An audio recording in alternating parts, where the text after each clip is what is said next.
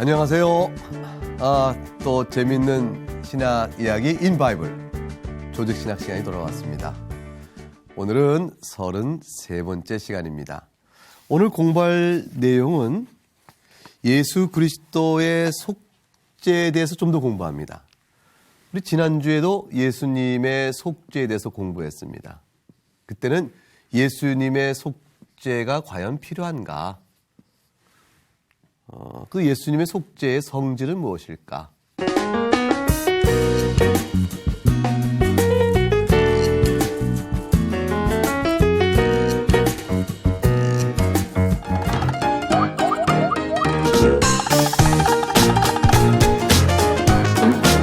하나님은 사랑이세요. 하나님의 사랑을 알고자 하는 자는 어디서 하나님의 사랑을 알아야 될까요? 그것은 예수 그리스도 안에서 아는 겁니다. 예수 그리스도 안에서 하나님의 사랑을 발견하게 됩니다. 예수님 안에서 하나님의 사랑을 발견하는 것인데, 예수님은 안 믿어도 우리가 하나님의 심판을 받지 않고 구원을 받게 해주세요 라고 말하면 하나님의 사랑을 알 길이 없는 거예요. 하나님의 사랑은 그리스도를 보내심으로 우리에게 나타내 보이신 것이니까, 그리스도 바깥에 뚝 있으면서 그리스도를 믿지 않고 예수님을 밀어내면서 하나님의 사랑이 있으니 나를 구원하세요라고 말하는 것은 너무나도 자기 중심적인 생각이에요. 그 자체가 이미 죄입니다. 하나님께서 우리에게, 잘 생각해 보세요. 너무너무 중요한 일인데, 하나님께서 우리에게 살아야 될 마땅한 도리를 율법으로 알려주십니다. 율법은 양심한테 이미 들어있는 것이죠. 그런데 이 율법에 대해서 하나님에 대해서 순종하지 않아요. 불순종합니다. 즉 하나님의 교훈과 하나님의 뜻에 대해서 순종치 아니하면 죄가 되잖아요. 이 죄를 용서하시기 위해서 하나님께 다른 구원에 다시 생각해보세요. 구원에 다시 하나님이 교훈 또는 뜻, 방법, 이것을 우리에게 알려주셨어요. 그러면 순종하면 살 텐데 이거를 불순종합니다. 순종하지 않고 말하기를 하나님은 사랑이시라면 나를 구원하셔야죠. 이렇게 말하는 것은 하나님이 용서를 하게 주신 바 된 사랑의 방식을 거부하면서 내 마음대로 예수를 믿지 않아도 나를 구원받게 하라. 그래야 하나님은 사랑이시다 라고 주장하니까 엉터리가 되는 거예요. 하나님이 우리를 사랑하여 내어주신 사랑의 방식을 받으면 살 것인데, 그것이 곧 예수님이시니까 예수님 안에서 하나님의 사랑을 볼 수 있을 터인데, 예수는 믿지 아니하고 우리에게 하나님의 사랑을 보이시오 라고 말하니 얼마나 그 사람의 태도가, 그 상태가 불순종, 죄 가운데 있을까요? 결국 창조주 하나님의 존엄과 권위와 그의 선하심을 인정하지 않는 죄는 심판을 받아야 할 마땅한 우리들에게 구원의 길을 열어준 예수님의 복음, 그 복음을 믿는 것이 하나님의 사랑이 나타나는 것인데, 그것도 거부하면서 내 식대로 나를 사랑하라 하고 말하니 죄인 중에 죄인으로서의 전형적인 모습을 드러내고 있는 것이 되어집니다.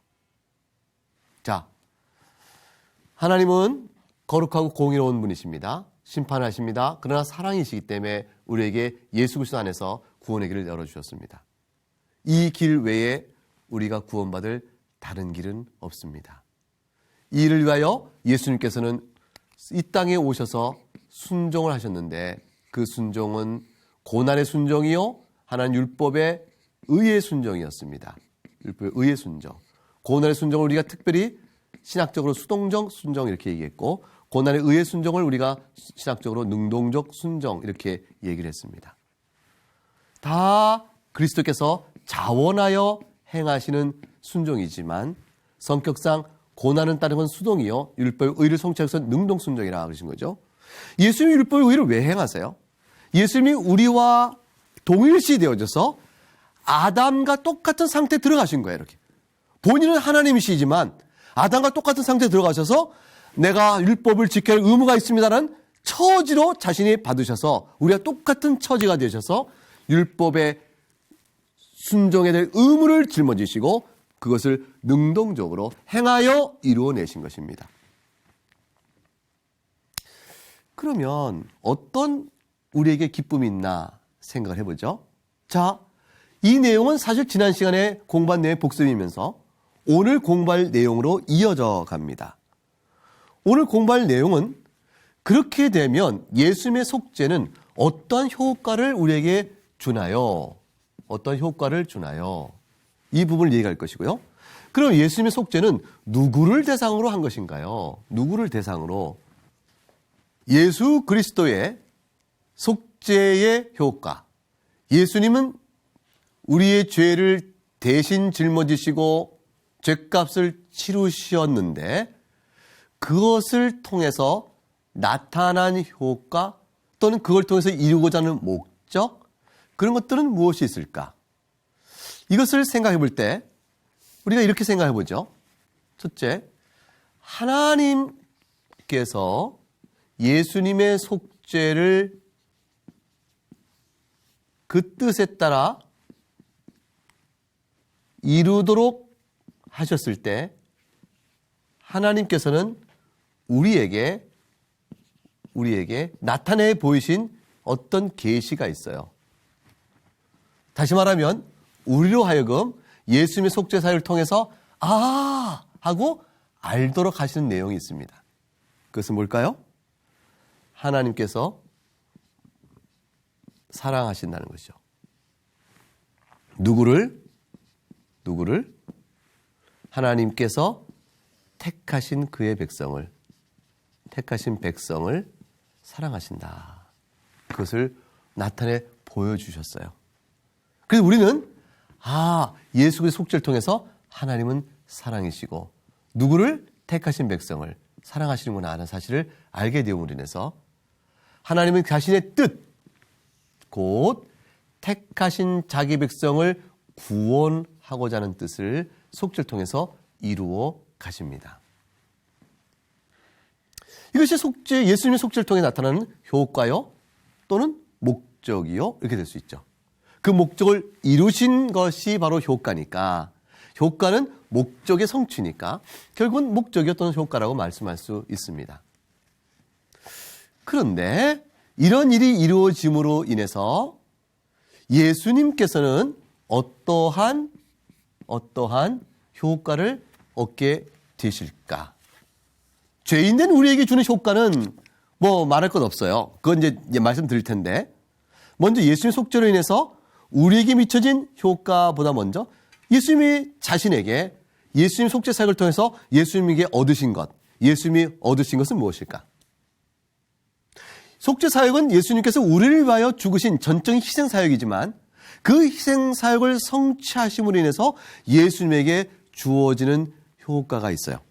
그것은 뭐냐면, 첫째, 예수님께서 속죄 사역을 완성하심으로 영광을 받으세요. 영광을 받으심이라고 볼 수가 있어요. 성경 말씀 볼까요? 요한복음 17장 4절과 5절 말씀을 한번 보겠습니다. 요한복음 17장 4절과 5절 말씀 제가 한번 읽어볼게요. 여러분도 한번 찾아보시기 바랍니다. 아버지께서 내게 하라고 주신 일을 내가 이루어 아버지를 이 세상에서 영화롭게 하였사오니, 아버지여, 창세전에 내가 아버지와 함께 가졌던 영화로서 지금도 아버지와 함께 나를 영화롭게 하옵소서. 아버지께서 내게 하라고 주신 바로 그 일, 아버지의 뜻이죠. 하나님의 뜻을 내가 이루었사오니, 곧 속죄 사역을 위한 이 모든 일을 내가 이루오니, 창세로부터 아버지와 함께 했던 나의 그 영광을 가지고 나를 영화롭게 하시고 지금도 또한 나를 영화롭게 하옵소서. 즉 구세주로 이 땅에 오셔서 행하신 모든 일을 통해 구주의 영광을 받으시도록 되는 일들이 이루어지게 하옵소서라고 말씀하시죠.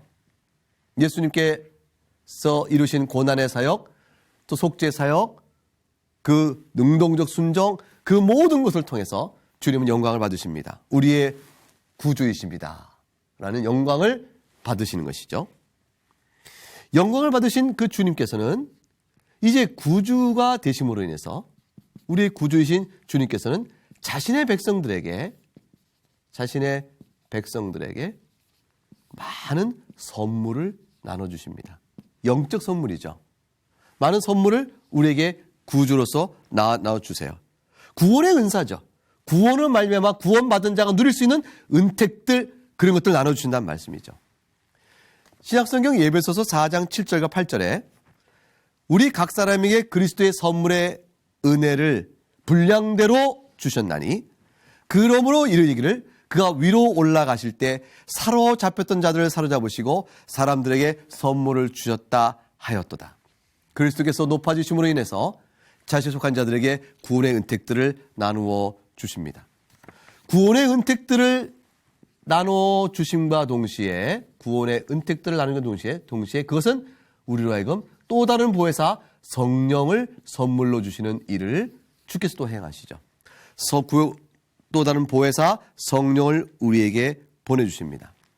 사도행전 2장 33절에 그것을 가리켜 말하기를 하나님이 오른손으로 예수를 높이심에 그가 약속하신 성령을 아버지께 받아서 너희가 보고 듣는 이것을 부어 주셨느니라. 이와 같이 이루신 예수님께서 네 번째로 모든 구속사역을 다 이루신 이후에 온 세상에 단순히 택한 자에 대한 구주일 뿐 아니라 온 세상을 따시는 주님으로서 자신의 영광을 받으십니다. 그러니까 예수님이 영광을 받으십니다라는 말의 뜻은, 영광이라는 말은 참 어려운 말이잖아요. 영광이라는 말씀을 어떻게 이해하세요?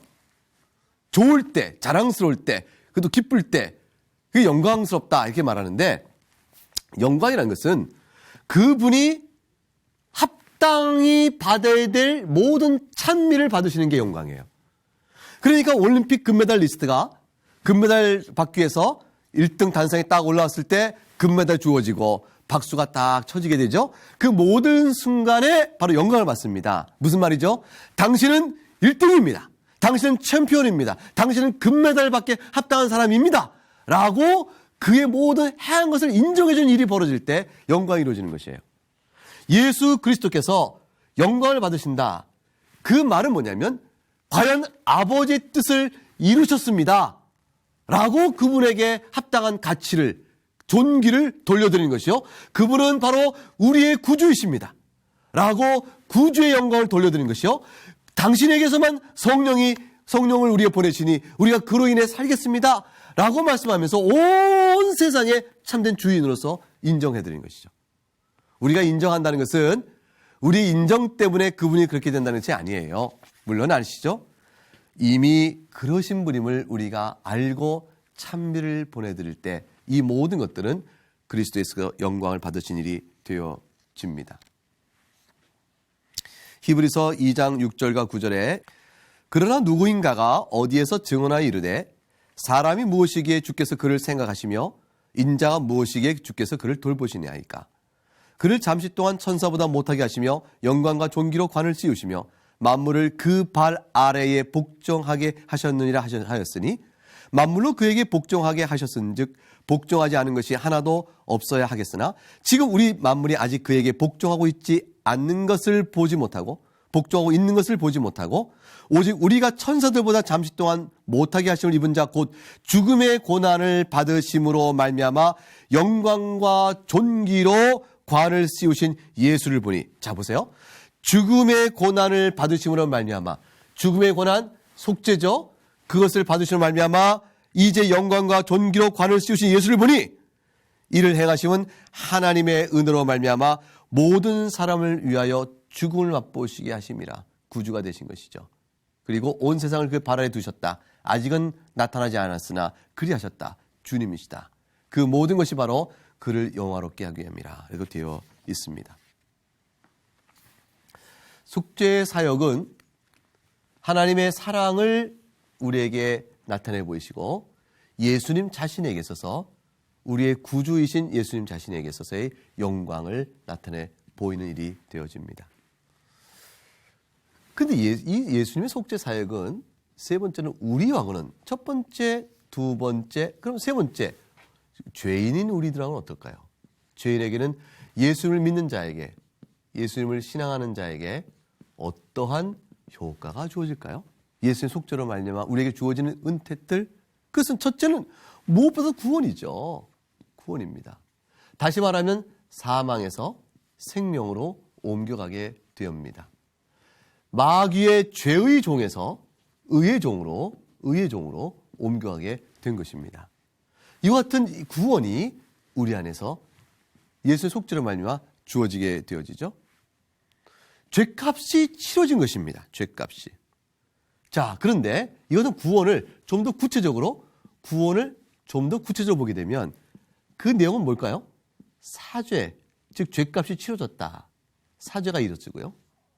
사죄가 이루어질 뿐 아니라 동시에 우리가 하나님의 양자로 아들로 되어져요. 죄값을 치렀으니 내가 더 이상 벌받지 않아도 됩니다. 하나님의 자녀가 되었습니다. 영생을 얻을 권리가 있습니다. 전부 다 이것은 말이죠. 법적 관계. 법적인 권리가 있다. 법적으로 내가 죄값을 치르지 않아도 된다. 이런 내용이 되어지죠. 그런데 예수님의 속죄로 말미암아 죄인에게 주어지는 또 다른 일은 뭐냐면 상태적 변화가 있어요. 상태 변화. 그 변화는 바로 뭐냐면 우리가 성화라고 그래요. 성화. 우리가 거룩한 자로 변화되어가는 일들이 있게끔 해주는 일이 벌어집니다. 죄인된 우리가 어떻게 거룩한 자가 될 수 있겠어요? 본성상 부패하여 오라 나는 곤고한 사람이로다 라고 말할 수밖에 없는 우리들이 어떻게 거룩한 자가 될 수 있겠어요? 그것은 예수님의 속죄 사역이 바탕이 되어서 우리에게 주어진 일입니다. 그러니까 예수의 속죄 사역으로 인한 효과, 우리에게 준 은택은 바로 성화. 그래서 마침내 이 성화가 완전하게 이루어지면 뭐라고 그러죠? 성화가 완전히 이루어지면 영화예요, 영화. 영광스럽게 변한다. 이 성화의 시작은 우리 안에서 중생케 해주는 은혜의 역사죠. 우리를 중생케 하시고 우리를 성화, 거룩하게 부르시고 마침내 영광스러운 모습으로 바꾸고 가시는 일, 이런 일도 예수의 속죄 사역으로 이루어집니다. 자, 궁극적인 영화는 네 번째로 예수 속죄 효과인데 우리에게 무엇을 가능케 해주냐면요. 양자 되어졌고 영생을 기업으로 얻은 자요. 영화를 누린 자가 되어지니까 이 둘이 결국 우리는 뭐냐면 하나님과 사귐을 갖게 하는 것이에요. 이것이 얼마나 복된지 몰라요. 요한계시록에서 하나님과 함께 더불어 거하게 되는 것이죠.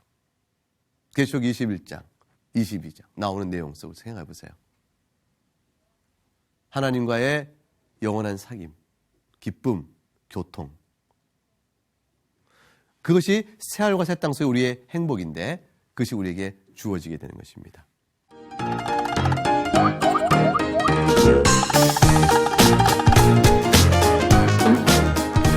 이제 두 번째 이야기를 나눌 오늘 공부의 내용은 예수님의 속죄의 대상과 관계된 것입니다.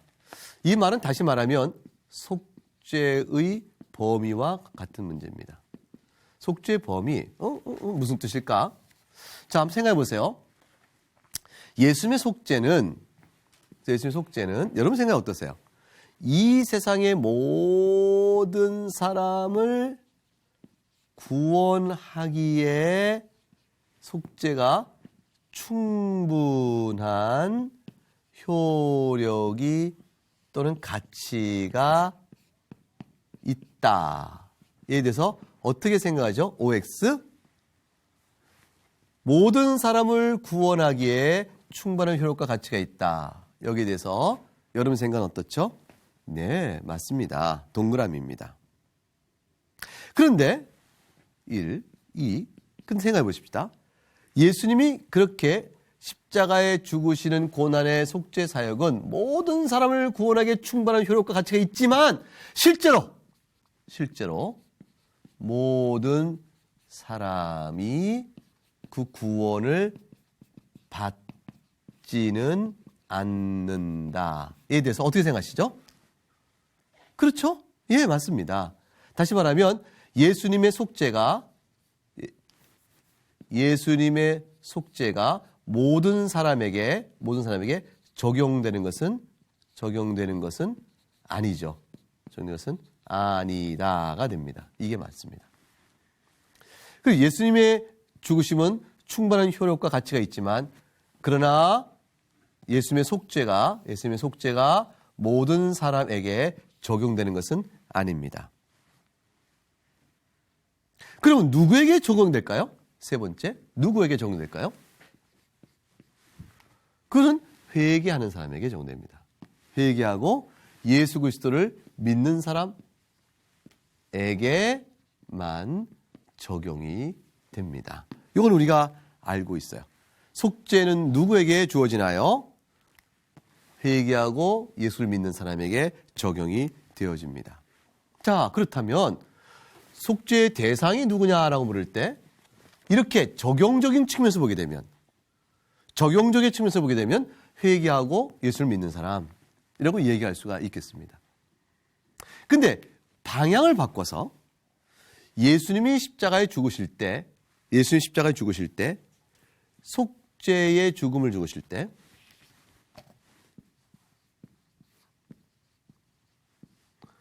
그때 의도하신 예수님께서 구원하기로 속죄하기로 의도하신 대상은 누군가? 대상은 이렇게 물어보게 되면 얘기가 조금 달라집니다. 일단은 일반적으로 회개하고 예수를 믿는 사람이 그 대상이라 할 수 있어요. 그런데 회개하고 믿는 사람이 도대체 어떤 사람이 회개하고 믿는가? 어떤 사람이 회개하고 믿는가라고 보게 될 때는 또 다른 얘기가 나올 수 있는 것이거든요. 이 불에는 신학적 논의가 있어요. 어떤 사람은 이렇게 얘기합니다. 보편 속죄라고 얘기하는데 보편 속죄론자는 비록 모든 사람이 구원을 받는 것은 아니다. 그러나 예수님의 속죄의 의도는 모든 사람을 향한 것이다. 속죄의 범위가 모든 사람이다. 예수님의 속죄의 의도의 대상 범위는 모든 사람들이다라는 주장이 한 가지가 있고요. 이게 보편 속죄론이라고 그래요. 이와 달리 제한 속죄론이 있어요. 제한 속죄론은 어떤 이냐면 속죄의 효력이 적용되는 자들을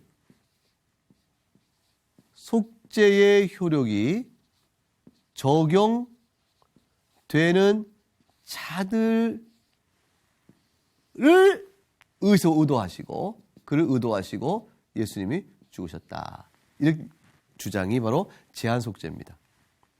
자, 근데 제한 속죄는 뭐를 제한시켰죠?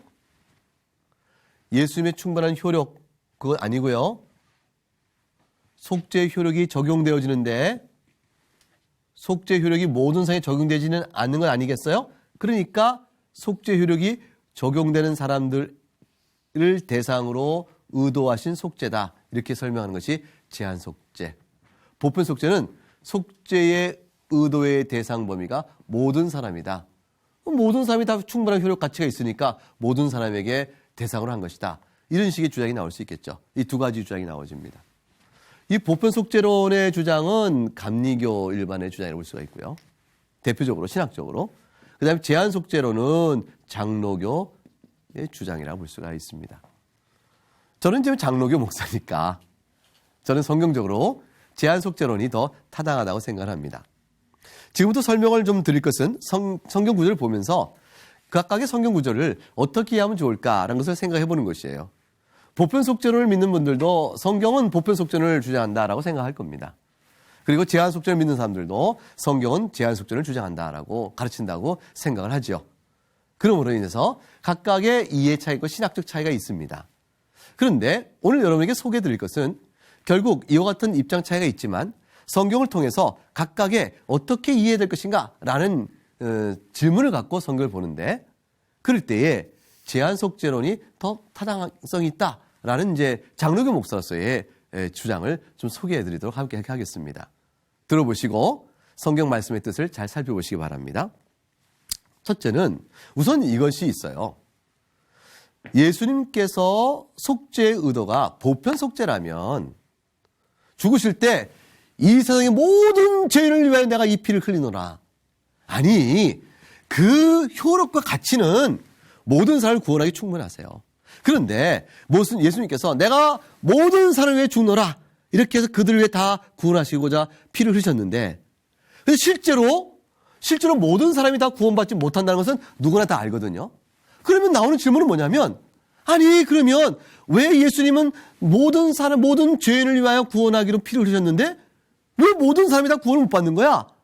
라는 질문이 나올 수 있잖아요. 그 질문에서 무엇이 예수님이 흘리신 피가 다 적용되도록 하는 데에 방해를 받았죠? 그 인간의 불신앙이죠. 그러니까 그럼 인간이 예수님은 나를 위해 피를 흘리셨는데 인간이 내 구원의 문제를 결정하는구나 라는 게 되어져요. 그러니까 어떻게 보면 이해가 쉬워요. 네 구원은 네가 책임지는 거야. 그런 게 쉬운데, 근데 문제는 뭐가 있을까요? 예수님께서 구원하고자 하는 자를 구원하실 수 없다는 문제가 생겨요. 결정을 그가 해야 되니까. 예수님, 내가 너를 위해 피를 다 흘렸다, 이거로 족한 것이 아니에요.